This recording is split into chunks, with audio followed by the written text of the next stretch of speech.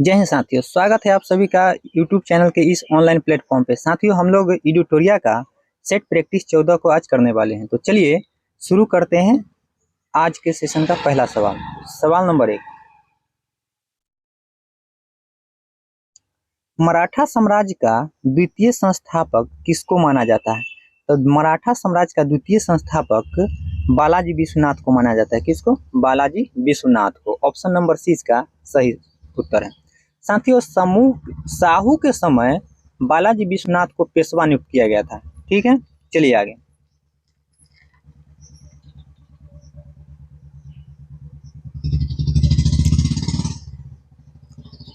सवाल नंबर 2, स्वराज शब्द का प्रथम प्रयोग किसके द्वारा किया गया था? तो स्वराज शब्द का प्रथम प्रयोग दयानंद सरस्वती के द्वारा किया गया था। ऑप्शन नंबर ए इसका सही विकल्प है। नेक्स्ट सवाल, सवाल नंबर 3 को देखिए। सवाल नंबर 3, आदि ब्रह्म समाज की स्थापना किसने की थी? तो आदि ब्रह्म समाज की स्थापना देवेंद्रनाथ टैगोर ने किया था। किसने? देवेंद्रनाथ टैगोर ने। कब? 1866 में। सवाल नंबर 4, कि फ्रांसीसी ईस्ट इंडिया कंपनी का गठन किस शासक के काल में हुआ था? तब फ्रांसीसी ईस्ट इंडिया कंपनी का जो गठन है वह लुई 14वां के शासन काल में हुआ था। किसके काल में? लुई 14वां। Option number D. साथियों, लुई 14वें के मंत्री कोलबर्ट द्वारा फ्रांसीसी ईस्ट इंडिया कंपनी की स्थापना 1664 में किया था। कब? 1664 में। चलिए नेक्स्ट सवाल पे, 5 नंबर सवाल पे आते हैं। निम्नलिखित में से राजा राम मोहन राय द्वारा रचित पत्रिका है। राजा राम मोहन राय की पत्रिका संवाद कौमुदी और मिरातुल अखबार दोनों है, लेकिन ऑप्शन में दिया नहीं। इसका राइट आंसर जो होगा वह ए एंड डी होना चाहिए। जो ऑप्शन में दिया है आंसर में सी, ये नहीं है। साथियों, संवाद कौमुदी जो है वह बंगाली भाषा में है और मिरातुल अखबार है वो फारसी भाषा में। दोनों राजा राम मोहन राय की पत्रिका है। और सोम प्रकाश जो है यह सोम प्रकाश यह द्वारकानाथ विद्याभूषण की अखबार है। नेक्स्ट सवाल, 6 नंबर पे आते हैं। इंडियन नेशनल कांग्रेस का वास्तविक नाम किसने सुझाया था? तो इंडियन नेशनल कांग्रेस का वास्तविक नाम जो वह दादा भाई नौरोजी ने बताया इसको। कांग्रेस, साथियों, कांग्रेस की स्थापना 28 दिसंबर 1885 को हुई थी। उसके बाद उसका नाम जो था एओ ह्यूम ने रखा था। क्या नाम दिया था? Indian national union. बाद में दादा भाई नौरोजी के कहने पर इसका नाम बदल करके क्या कर दिया था? इंडियन नेशनल कांग्रेस कर दिया गया था। चलिए अगले सवाल पे, सवाल नंबर 7, पुर्तगाली उपनिवेश का प्रथम गवर्नर भारत में कौन था? पुर्तगाली उपनिवेश का प्रथम गवर्नर भारत में कौन था? तो यह था अल्मीडा। कौन था? अल्मीडा। ऑप्शन नंबर सी इसका राइट आंसर है, अल्मीडा। साथियों, 1505 में फ्रांसिस्को डी अल्मीडा भारत के प्रथम पुर्तगाली गवर्नर बनकर भारत आया था। ठीक है, चलिए एक और पॉइंट इसमें है कि इसी ने ब्लू वाटर पॉलिसी की नीति चलाई थी। ब्लू वाटर पॉलिसी का मुख्य उद्देश्य था शांतिपूर्ण व्यापार करना था। अगले सवाल पे, ये सवाल नंबर 8 पे, किस अधिवेशन में प्रत्येक कांग्रेसी को खादी पहनना अनिवार्य किया गया था? तो वह 41वां कांग्रेस का अधिवेशन था। चलिए, 41वां अधिवेशन, और ये कब हुआ था? तो 1926 में गुवाहाटी में आयोजित किया गया था। और इसका अध्यक्षता जो किए थे वह श्रीनिवास अयंकर ने किया था। चलिए नेक्स्ट सवाल पे, सवाल नंबर 9, में से किस वायसराय ने चतुराईपूर्ण निष्क्रियता की नीति का पालन किया था? निष्क्रियता की नीति का पालन किया था। तो कौन किया था? सर जॉन लॉरेंस ने किया था। ऑप्शन नंबर सी इसका राइट आंसर है। अगले सवाल पे, निम्नलिखित में से किसने गांधी और लेनिन नाम का पर्चा प्रकाशित किया था? तो किसने प्रकाशित किया था ये पूछ रहा है। तो अमृत डांगे ने प्रकाशित किया था। साथियों, बंबई में श्रीपाद अमृत डांगे ने गांधी जी और लेनिन नाम का पर्चा 1921 में प्रकाशित किया था। चलिए आगे, सवाल नंबर 11, स्वतंत्र भारत के प्रथम गवर्नर जनरल कौन थे? स्वतंत्र भारत के प्रथम गवर्नर जनरल और लॉर्ड माउंटबेटन थे। ऑप्शन नंबर डी इसका राइट आंसर है। 1939 में सुभाष चंद्र बोस द्वारा किस संगठन की स्थापना की गई थी? तो सुभाष चंद्र बोस ने 1939 में फॉरवर्ड ब्लॉक की स्थापना किए थे। नेक्स्ट सवाल, सवाल नंबर 13, चंद्रशेखर आजाद द्वारा Hind Hindustan socialist Republican association का गठन कब किया गया था? तो इसका गठन 1928 में किया गया था। साथियों, हिंदुस्तान रिपब्लिकन एसोसिएशन का गठन हिंदुस्तान ध्यान से सुनिए, हिंदुस्तान रिपब्लिकन एसोसिएशन का गठन 1924 में शशीन्द्र नाथ सान्याल ने किया था। वहाँ हिंदुस्तान रिपब्लिकन एसोसिएशन है, और यहाँ पे हिंदुस्तान सोशलिस्ट रिपब्लिकन एसोसिएशन का गठन 1928 में चंद्रशेखर आजाद ने किए थे। दोनों दो क्वेश्चन है। चलिए आगे, सवाल नंबर 14। 1904 ईस्वी में बी.डी. सावरकर द्वारा अभिनव भारत की शुरुआत कहाँ की गई थी? तो अभिनव भारत की शुरुआत जो है वह नासिक में की गई थी, नासिक महाराष्ट्र में। अभिनव, साथियों एक पॉइंट है इसमें कि अभिनव भारत एक गुप्त क्रांतिकारी संगठन था।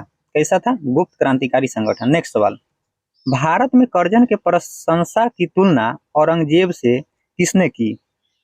किसने की थी? तो जी.के. गोखले यानी गोपाल कृष्ण गोखले ने किए थे। नेक्स्ट सवाल, सवाल नंबर 16। किसने चापेकर बंधुओं द्वारा किए गए हत्या की तुलना शिवाजी द्वारा अफजल खान की हत्या से की है? तो ये किसने किया था? बाल गंगाधर तिलक ने। ऑप्शन नंबर सी इसका सही जवाब। साथियों एक पॉइंट है इसमें कि 1897 में दामोदर चापेकर एवं बाल कृष्ण चापेकर ने प्लेग कमिश्नर रैंड की हत्या कर दी थी। कब? 1897 में। तो इसी के लिए बाल गंगाधर ने केसरी पत्रिका में इसकी तुलना शिवाजी द्वारा अफजल खान की हत्या से की है। नेक्स्ट सवाल नंबर 17 पे आइए। मुस्लिम लीग द्वारा पाकिस्तान दिवस कब मनाया गया था? तो यह 23 मार्च 1943 को मनाया गया था। ऑप्शन नंबर 20 का राइट आंसर है। नेक्स्ट सवाल, सवाल नंबर 18। किस आंदोलन के समर्थन में लाल कुर्ती आंदोलन चलाया गया था? तो लाल कुर्ती आंदोलन जो था वह सविनय अवज्ञा आंदोलन के समर्थन में चलाया गया था। साथियों, सविनय अवज्ञा आंदोलन के समर्थन में खान अब्दुल गफ्फार खान द्वारा पश्चिमोत्तर सीमा पर खुदाई खिदमतगार आंदोलन चलाया था, जिसे बाद में क्या लाल कुर्ती भी कहा जाता था, क्योंकि सभी जो आंदोलनकारी थे वो सब लाल कुर्ती पहने हुए थे, इसलिए इसका नाम लाल कुर्ती आंदोलन पड़ा। नेक्स्ट सवाल, सवाल नंबर 19। किसने कहा था कि घुटने टेक कर मैंने रोटी मांगी थी और बदले में मुझे पत्थर मिला? ये महात्मा गांधी ने बोले थे। किसने कहा था? महात्मा गांधी ने कहा था। चलिए साथियों, इसमें महात्मा गांधी जो थे ये डांडी मार्च के दौरान यह कहा था कि मैंने तो घुटने टेक कर रोटी मांगी और बदले में मुझे पत्थर मिला। चलिए नेक्स्ट सवाल पे आते हैं। सवाल नंबर 20। खिलाफत आंदोलन का एक प्रमुख परिणाम क्या था? खिलाफत आंदोलन का एक प्रमुख परिणाम जो था वह हिंदू मुस्लिम की एकता को बढ़ावा देना था। हिंदू मुस्लिम एकता को बढ़ावा देना था। चलिए, इसी में खिलाफत आंदोलन 1919 का नेतृत्व मोहम्मद अली जिन्ना एवं शौकत अली ने किया था। खिलाफत आंदोलन 1919। अगले सवाल, सवाल नंबर 21। स्वतंत्रता प्राप्ति के बाद किसने भारतीय राष्ट्रीय कांग्रेस संगठन को समाप्त करने की सुझाव दिया था? तो महात्मा गांधी का सुझाव था। Option number A right answer है। सवाल नंबर 22। निम्न में से कौन सा युग सुमेलित नहीं है? साथियों एक तरफ है ये बी.डी. सावरकर और अभिनव भारत। ध्यान दीजिए, अभिनव भारत जो है यह किससे संबंधित है? तब बी.डी. सावरकर से संबंधित है। अभिनव भारत, बी.डी. सावरकर। और गदर पार्टी का संबंध लाला हरदयाल से, इसी का नेतृत्व कर रहे थे लाला हरदयाल। और अनुशीलन समिति का संबंध अरविंदो घोष। ये सब मिलान सही है। अनुशीलन समिति का संबंध अरविंद घोष से, अभिनव भारत, बी.डी. सावरकर और गदर पार्टी लाला हरदयाल। उपयुक्त में से कोई नहीं। साथियों इसका आंसर जो होगा कौन सा सुमेलित नहीं है ये खोजना था, तो सभी इसमें सुमेलित है। Option number D right answer है। नेक्स्ट सवाल, सवाल नंबर 23। किस पिटक में बौद्ध धर्म का दार्शनिक चिंतन मिलता है? किस में मिलता है ये आपको बताना है। ऑप्शन नंबर सी अभिधम पिटक में। नेक्स्ट सवाल, सवाल नंबर 24। निजामुद्दीन औलिया ने किस शासक के लिए कहा था कि हुनूज दिल्ली दूरस्थ? इसका अर्थ होता है कि दिल्ली अभी दूर है। किसके किस शासक के लिए कहा था? तो इसने कहा था गयासुद्दीन तुगलक के लिए। ऑप्शन नंबर 20 का राइट आंसर है। सवाल नंबर 25, हिंदुओं के त्योहार में शामिल होने वाला पहला मुस्लिम शासक कौन था? तो पहला मुस्लिम शासक जो था वह कौन था? मोहम्मद बिन तुगलक। ऑप्शन नंबर 20 का राइट आंसर। नेक्स्ट सवाल, सवाल नंबर 26, औरंगजेब के समय किस जाट विद्रोह नेता ने अकबर के मकबरे को लूटा था? तो राजा राम ने लूटा था। ऑप्शन नंबर 20 का राइट आंसर। साथियों, राजा राम ने सिकंदरा में स्थित अकबर के मकबरे को लूट लिया था और मकबरे से अकबर की हड्डी निकालकर जला दिया था। ठीक है, नेक्स्ट सवाल, सवाल नंबर 27, हड़प्पा की मोहरों में निम्नलिखित में से किसका चित्रण नहीं मिलता है? किसका चित्रण नहीं मिलता है साथियों? तो ऑप्शन नंबर डी जो है, घोड़ा का चित्रण नहीं मिलता है, क्योंकि एक सिंग वाला गेंडा या यूनिकॉर्न का मिलता है, पीपल के पत्ते मिलते हैं, और कुबर वाला बैल और हाथी का, ये सब मिलता है, लेकिन घोड़ा का नहीं मिलता है। नेक्स्ट, चलिए सवाल नंबर 28, किस वेद में परीक्षित को कुरुओं का राजा कहा गया है? साथियों, किसको कहा गया है? तो इसका राइट आंसर जो होगा, अथर्व वेद को कहा गया। किसको? अथर्व वेद को। साथियों, अथर्व वेद की रचना अथर्वा ऋषि द्वारा किया गया था, और अथर्ववेद को ही गोपत ब्राह्मण का संबंध अथर्ववेद से संबंध है गोपत ब्राह्मण का। चलिए सवाल नंबर 28 के बाद 29 पे, मेगास्थनीज के अनुसार मौर्यकालीन समाज में किस वर्ग का अस्तित्व नहीं था? साथियों, किस वर्ग का अस्तित्व नहीं था, ये सवाल पूछ रहा है। तब ब्राह्मण का नहीं था। ऑप्शन नंबर सी। मेगास्थनीज ने साथियों भारतीय समाज को 7 वर्गों में विभाजित किया था, जिसमें 7 वर्ग में दार्शनिक, किसान, अहीर, कारीगर, सैनिक, निरीक्षक और सभासद था, लेकिन इसमें ब्राह्मण नहीं था। चलिए आगे बढ़ते हैं। सवाल नंबर 30, मौर्य काल में उच्च अधिकारी के रूप में वर्णित तीर्थ कितने प्रकार के होता था? साथियों, तीर्थ जो था वह 18 प्रकार के होता था। कितने प्रकार के? 18 प्रकार के। मौर्य काल में उच्चाधिकारी तीर्थ कहलाते थे। कौन सा? उच्चाधिकारी जो होते थे वह तीर्थ कहलाते थे। नेक्स्ट सवाल, सवाल नंबर 31, हाल ही में प्रकाशित पुस्तकों के संबंध में कौन सुमेलित नहीं है? तो साथियों, ए नंबर में दिया है, revolutionaries the other story of how India one it's freedom, Sanjeev Sanyal का। ये सही है, संजीव सन्याल का ये पुस्तक है। The poverty of political economy, Meghnad Desai का, ये भी सही है। Vipin the man behind the an uniform, Rachna Vrishti Rawat का है। ये मतलब ये तीनों क्या है? सही है। इसका उत्तर जो होगा वो ऑप्शन नंबर डी, सभी सही है, यानी इनमें से कोई नहीं। असत्य को पहचाना था, सही सुमेलित नहीं है उसको, सब सही है। नेक्स्ट, मैनुएला रोकाबोटे का निम्नलिखित में से किस देश की पहली प्रधानमंत्री के रूप में नियुक्ति किया गया है?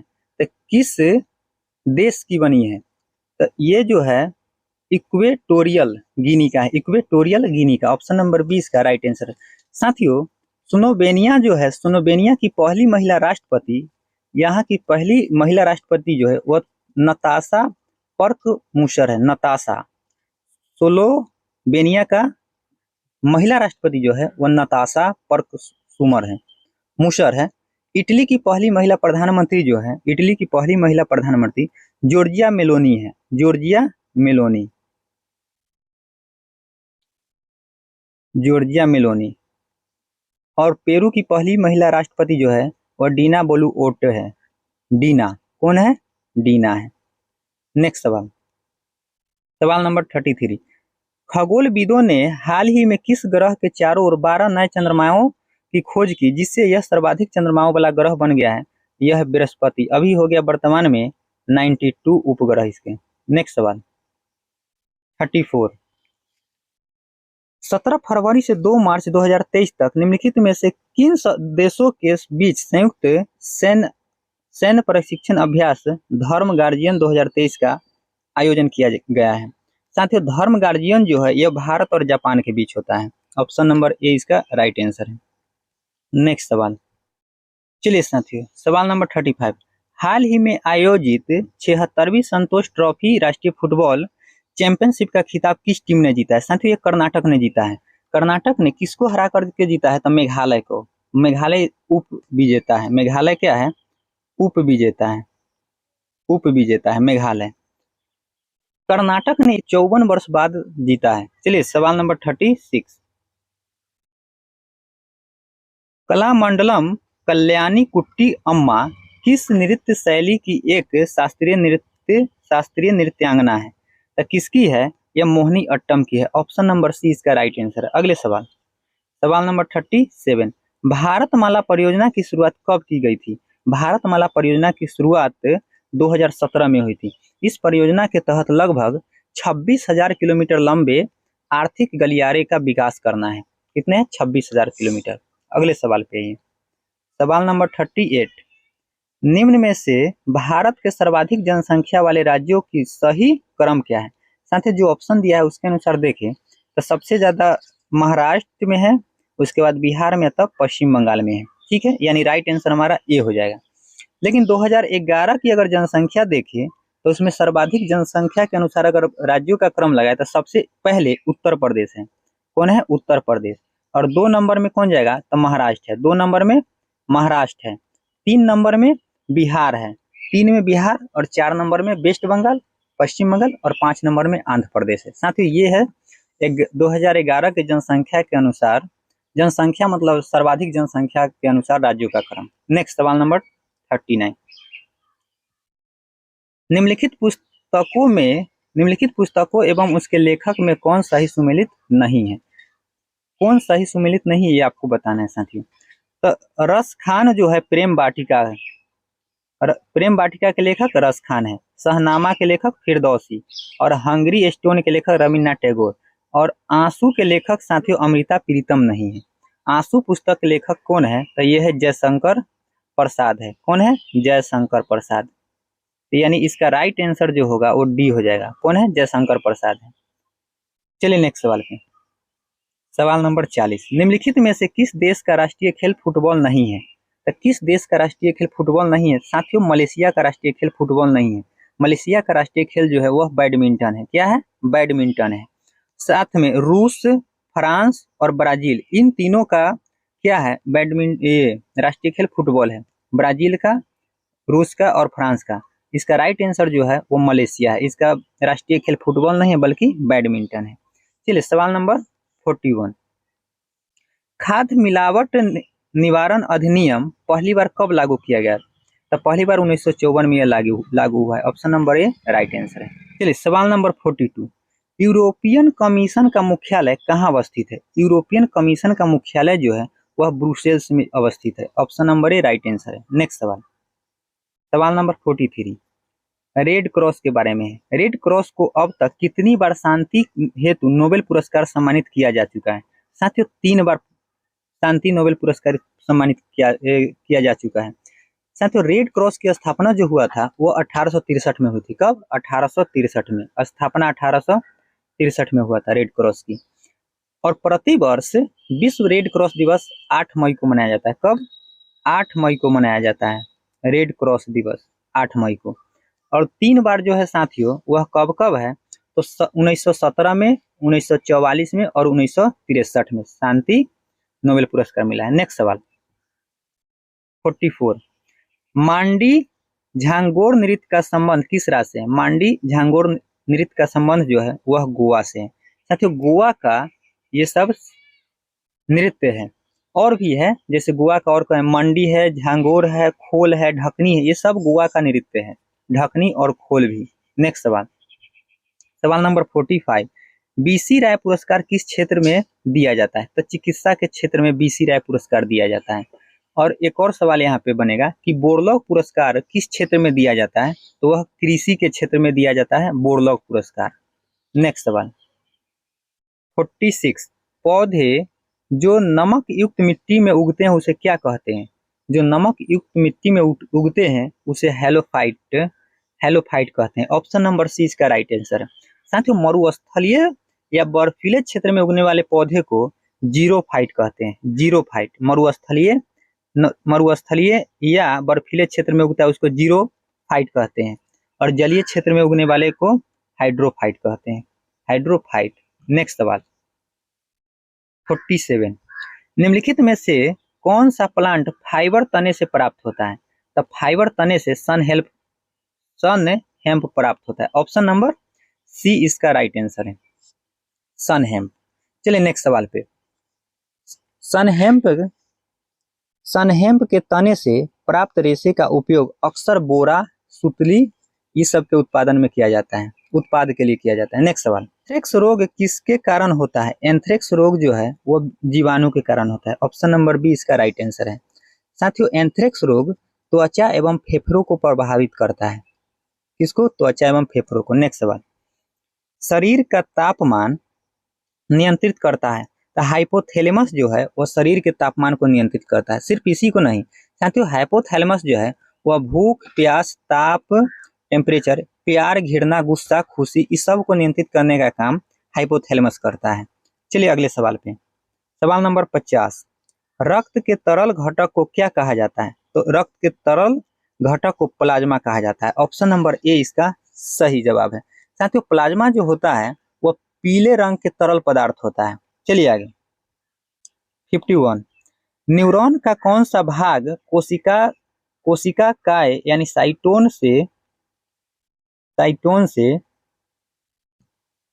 न्यूरॉन का कौन सा भाग कोशिका काय साइटोन के दूर संकेतों को प्रसारित करता है? तो कौन सा करता है साथियों? तो यह है एक्सॉन। क्या है? एक्सॉन। ऑप्शन नंबर सी इसका राइट आंसर है। नेक्स्ट सवाल 52, मस्तिष्क का कौन सा भाग सांस लेने, दिल की धड़कन जैसी अनैच्छिक क्रियाओं को नियंत्रित करता है? तो यह करता है मेडुला ऑब्लंगेटा। साथियों, इतना ही नहीं, इसमें खांसना, छींकना ये सब भी अनैच्छिक क्रिया है जिसको नियंत्रित मेडुला ऑब्लंगाटा करता है। नेक्स्ट सवाल, सवाल नंबर 53, बीसीजी वैक्सीन का इस्तेमाल किसकी रोकथाम के लिए किया जाता है? तो साथियों, बीसीजी वैक्सीन जो है वह क्षय रोग को रोकने के लिए दिया जाता है। यह बैक्टीरिया जनित रोग है। क्षय रोग टीबी होता है, टीबी रोग बैक्टीरिया जनित रोग है क्षय रोग, और यह फेफड़ा को प्रभावित करता है। क्षय रोग जो है फेफड़ों को प्रभावित करता है। नेक्स्ट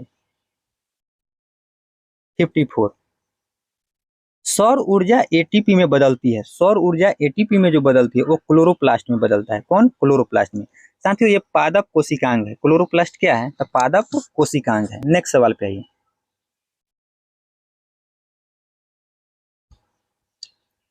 दो समानांतर प्रतिरोध वाले सर्किट का कुल प्रतिरोध 1.403 किलो ओम है। यदि एक प्रतिरोध का मान 2.0 किलो ओम है तो दूसरे प्रतिरोध का मान क्या होगा? साथियों, इसका आंसर जो है डी नंबर 4.70 किलो ओम होगा। नेक्स्ट सवाल पे आइए। सवाल नंबर 56, निम्नलिखित में से कौन सा भौतिक परिवर्तन का उदाहरण है? भौतिक परिवर्तन का उदाहरण है साथियों, भोजन का पचना रासायनिक परिवर्तन है। बेकिंग सोडा और सिरके का मिश्रण यह भी भौतिक रासायनिक है, और मोमबत्ती का जलना रासायनिक है। लेकिन केन को क्रश करना जो है यह भौतिक परिवर्तन का उदाहरण है। ऑप्शन नंबर ए इसका राइट आंसर है। नेक्स्ट सवाल, किसी वस्तु पर लगने वाले बल को मापने के लिए निम्नलिखित में से किस यंत्र का प्रयोग किया जाता है? तो इसमें कमानीदार तुला, स्प्रिंग बैलेंस का प्रयोग किया जाता है। ऑप्शन नंबर ए इसका राइट आंसर है। और एमीटर जो होता है साथियों, ये विद्युत धारा को मापता है, और बैरोमीटर जो होता है वायु दाब को मापता है। चलिए आगे बढ़ते हैं। सवाल नंबर 58 को देखिए। सेल्सियस को केल्विन में बदलने का सूत्र क्या है? तो सेल्सियस को केल्विन में बदलने का सूत्र जो है के बराबर C + 273.15। ऑप्शन नंबर ए इसका सही विकल्प है। नेक्स्ट सवाल नंबर 59, प्रकाश का वर्ण विक्षेपण संभव है प्रिज्म द्वारा। किसके द्वारा? प्रिज्म द्वारा। जब सूर्य के प्रकाश को प्रिज्म से गुजारा जाता है तो कई रंगों में बंट जाता है। चलिए सवाल नंबर 60, तापमान ध्वनि की गति को कैसे प्रभावित करता है? साथियों, जब तापमान बढ़ता है तो ध्वनि की गति भी क्या होता है? बढ़ जाता है। Option number B. नेक्स्ट सवाल नंबर 61,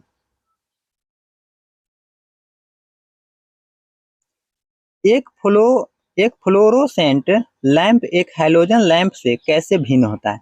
साथियों, एक फ्लोरो लैंप प्रकाश उत्पन्न करने के लिए एक गैस का उपयोग करता है, जबकि एक हैलोजन लैंप एक फिलामेंट का उपयोग करता है। ये बात तो बिल्कुल सही है। एक फ्लोरोसेंट लैंप हैलोजन लैंप की तुलना में अधिक कुशल है। ये बात भी ठीक है। आगे देखिए 3 नंबर में क्या है सी में कि एक फ्लोरोसेंट लैंप एक हैलोजन लैंप की तुलना में एक कम प्रकाश पैदा करता है। कम प्रकाश पैदा करता है, यानी यहाँ पे क्या है, ये गलत है, यह क्या है, गलत है। तो ऑप्शन नंबर ए और बी दोनों सही है, तब ऑप्शन नंबर डी इसका राइट आंसर हो जाएगा। नेक्स्ट सवाल 62, गर्म करने पर एक अर्धचालक का प्रतिरोध क्या होगा? तो गर्म करने पर एक अर्धचालक का प्रतिरोध घट जाता है। नेक्स्ट 63, एक ही प्रकार का परमाणु निम्न में से किसमें मिलता है? तो एक ही प्रकार के परमाणु जो है वह प्राकृतिक तत्व में मिलता है, ऑप्शन नंबर सी। अगले सवाल, पानी की टंकी में फंगी को नष्ट करने के लिए इस्तेमाल किया जाने वाला रसायन क्या है? तो साथियों यह जो रसायन होता है कॉपर सल्फेट होता है, ऑप्शन नंबर डी इसका राइट आंसर है।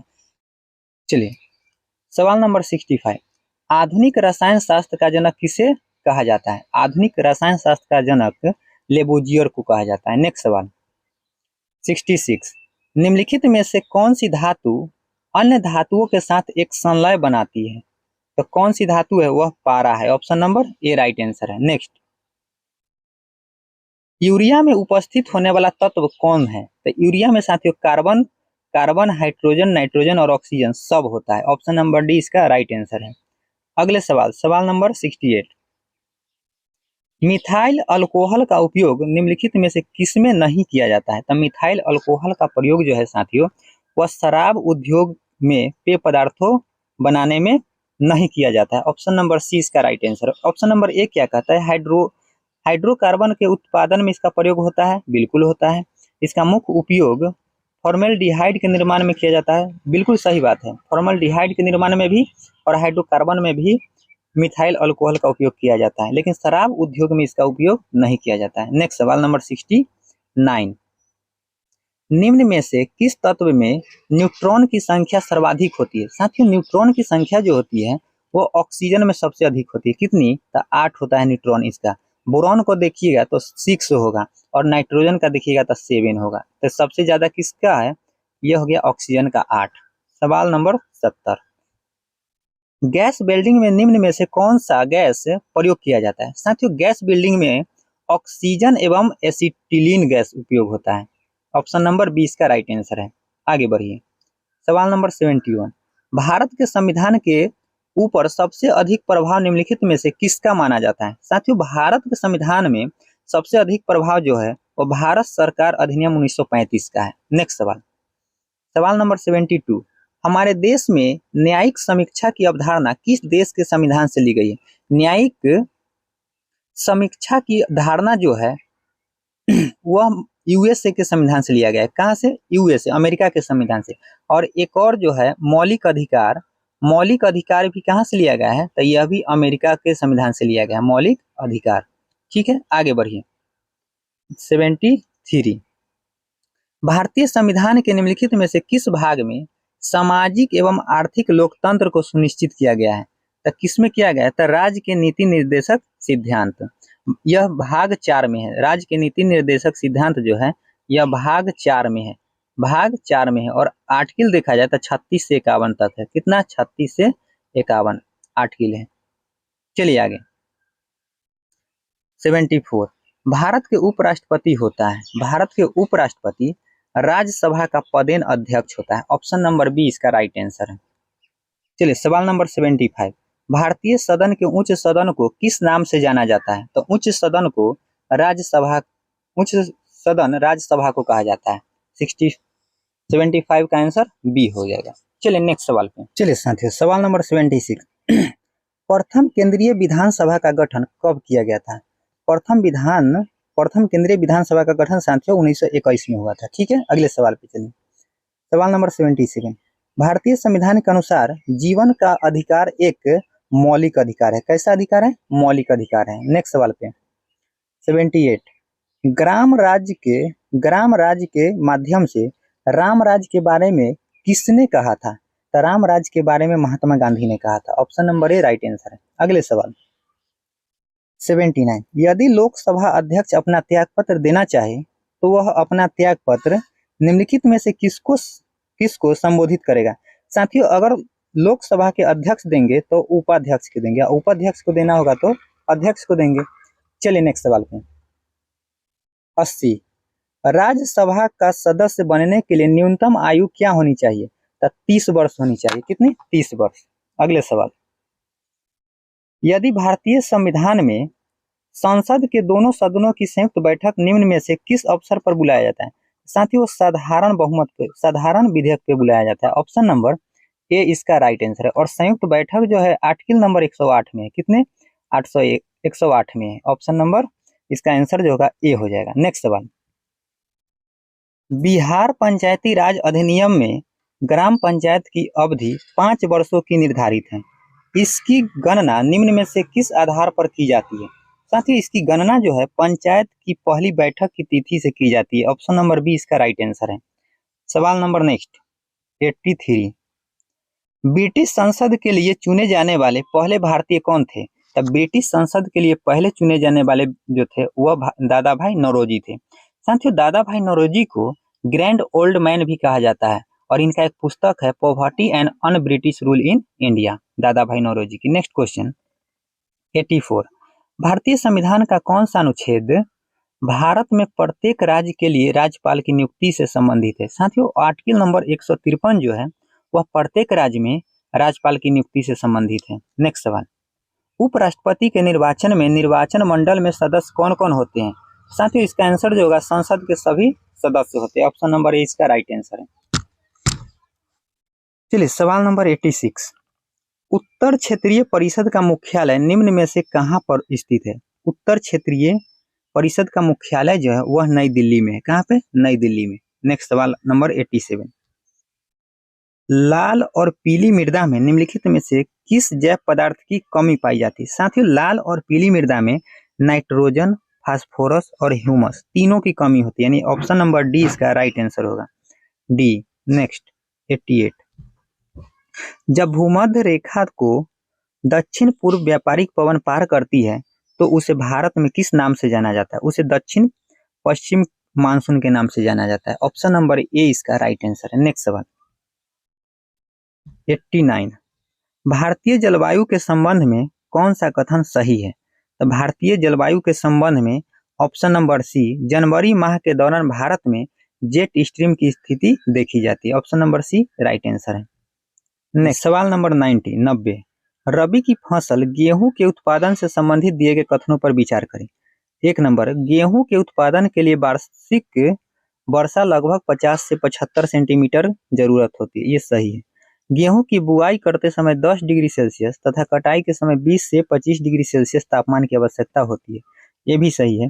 और हरित क्रांति के पश्चात गेहूं के उत्पादन में तथा उत्पादकता में वृद्धि दर्ज है, तीनों सही है। सॉरी, चौथा क्या कहता है 4 नंबर में कि कल्याण, सोना, अर्जुन आदि गेहूं के प्रमुख किस्में हैं, ये भी सही है, यानी उपरोक्त में से सभी सही है। साथ ही इसका आंसर जो होगा ऑप्शन नंबर डी होगा। क्या होगा? ऑप्शन नंबर डी होगा, उपयुक्त में से सभी। चलिए नेक्स्ट सवाल पे, लेटेराइट मृदा में निम्नलिखित में से किसकी प्रचुरता होती है? तो लेटेराइट मृदा में लोहा की प्रचुरता होती है। Option number C right answer है। नेक्स्ट, मंगोलाइट प्रजाति निम्नलिखित में से किस क्षेत्रों में निवास करते हैं? मंगोलाइट जो है साथियों वह लद्दाख में भी निवास करती है, उत्तर पूर्वी राज्य में और सिक्किम में, सभी जगह निवास करती है, यानी इसका उत्तर जो होगा उपयुक्त सभी होगा।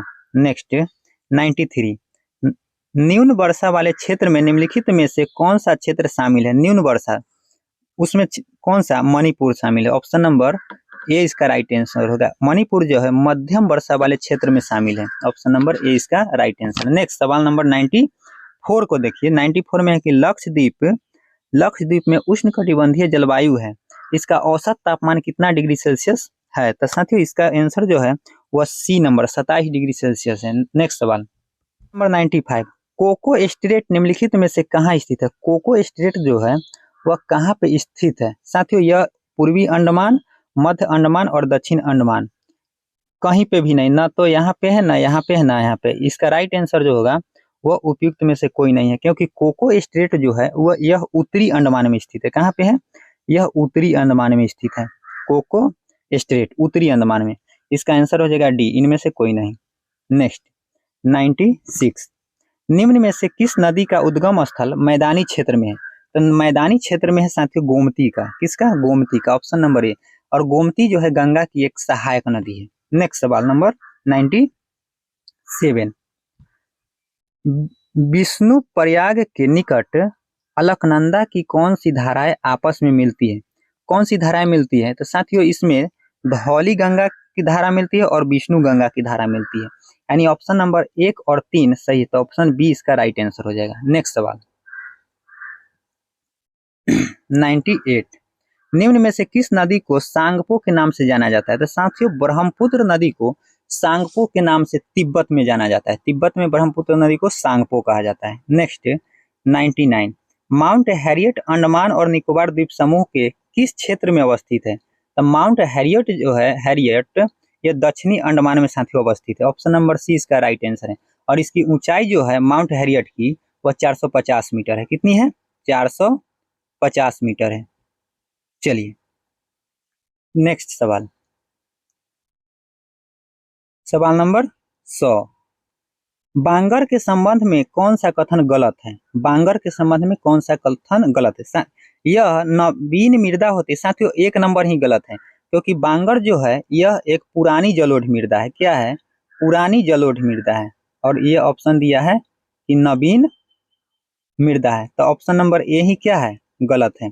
उसके बाद सब सही है कि इसे पंजाब में रेह के नाम से जाना जाता है। इसमें कैल्शियम कार्बोनेट की प्रचुरता होती है, तो ऑप्शन ये इसका राइट आंसर हो जाएगा। साथियों आज के सेशन के 100 सवाल पूरे हुए।